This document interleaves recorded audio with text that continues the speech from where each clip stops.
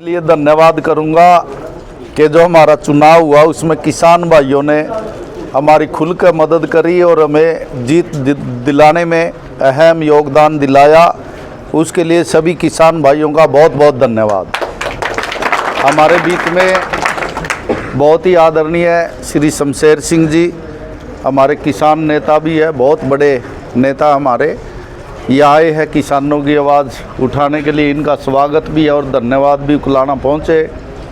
मियाँ सिंह जी हमारे कामरेड साहब, श्री राम स्वरूप जी जिनको आपने अभी सुना, भाई अमरजीत जी है, जिले सिंह जी है, दयानंद जी है, रमेश जी है, वो तो सारे बैठे हूँ तो सारे के जानूँ मैं, नाम तो बड़े थे।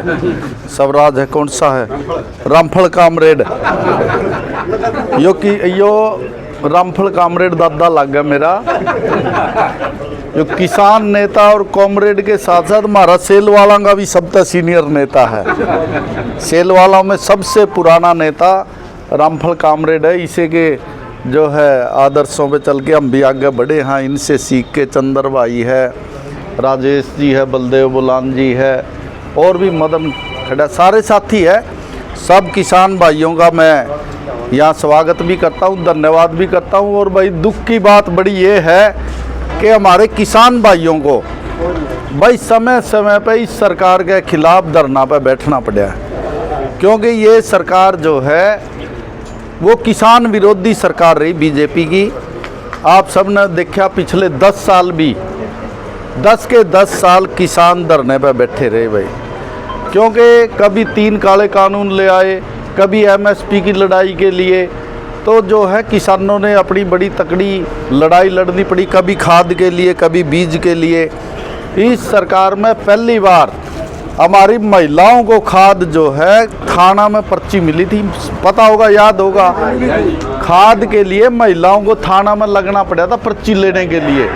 मतलब ऐसी ये निकम्मी सरकार थी भाई, पता नहीं तीसरी बार भी कैसे इनको मौका मिल गया। कहीं जनता से भूल हुई है, पता नहीं भाई। हनुमान अंकल बताओगे बिश्नोई साहब, पत्ता काट दिया था हनुमान अंकल जी को, हमने तो कर दिया था काम। तो जो है राम कुमार वर्मा जी हमारे कुंदनपुरा से जो है भाई, ये कहा हनुमान अंकल जी हमने तो कर दिया था काम भाई, भी हम किसी का बस की को नहीं। तो इन लोगों ने क्या कराया क्या नहीं, तीसरी बार भी ये लोग सत्तासीन होने जा रहे हैं। और मैं तो ये कहना चाहता हूँ हमारे किसान भाई जो खून पसीने से अपनी फसल कमाते हैं, बड़ी दिन रात गर्मी हो, सर्दी हो, आंधी हो, तूफान हो, कीड़ा कांडा से बेचारे कितने नुकसान होते हैं हमारे। हर साल अंग भंग हो जाते किसान मशीनरी के अंदर, अपनी जान भी दे देते हैं। तो बड़ी मुश्किल से हम जो है हमारी फसल उगाते हैं, और जब मार्केट के अंदर हम लेके आते हैं तो उसकी दुर्गति यहाँ आप देख रहे हो। सरकार दावा करती है कि किसानों की फसल दुगनी, उसका जो है आमदनी दुगनी करांगे, एमएसपी देवांगे। झूठे वादे तो करे है, लेकिन एमएसपी केवल कागजों में देते हैं। कागजी एमएसपी है इनकी, कागजों में रेट निर्धारित कर देते हैं कि इतना भाव, लेकिन जब किसान फसल लेके आता है उसकी औने पौने दामों पे। अब धान का 2320 है ना एमएसपी, 2320 खरीदी के जारी है। 1700 से 15 से लेके 2000 तक, मतलब 320 का ऊपरला तो नाम में को नहीं, वो भी मतलब 1500 से 2000 रुपये प्रति क्विंटल तक किसानों को जो है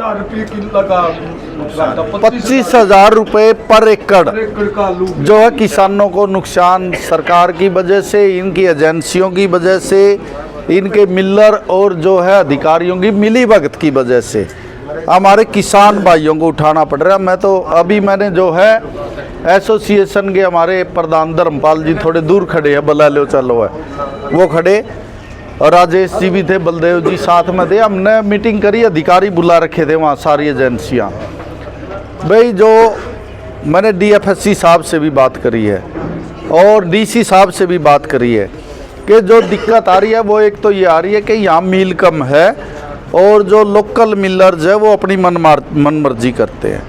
तो फतेहाबाद ज़िला की जो है वो हमारी परचेज खोली जाए। फतेहाबाद ज़िला में मील ज़्यादा लगे हुए हैं, ताकि आज धर्मपाल जी वो बात कर रहे थे हम, जो बात हुई ना वहाँ एसोसिएशन में, तो जो भाई हमारा यही एसोसिएशन की तरफ से भी यही मांग आई, किसानों की तरफ से भी, कि फतेहाबाद डिस्ट्रिक्ट की परचेज खोली जाए ताकि वहाँ पे ज़्यादा मिलर्स है वो आए और किसानों की फसल सही दाम पे ले सके।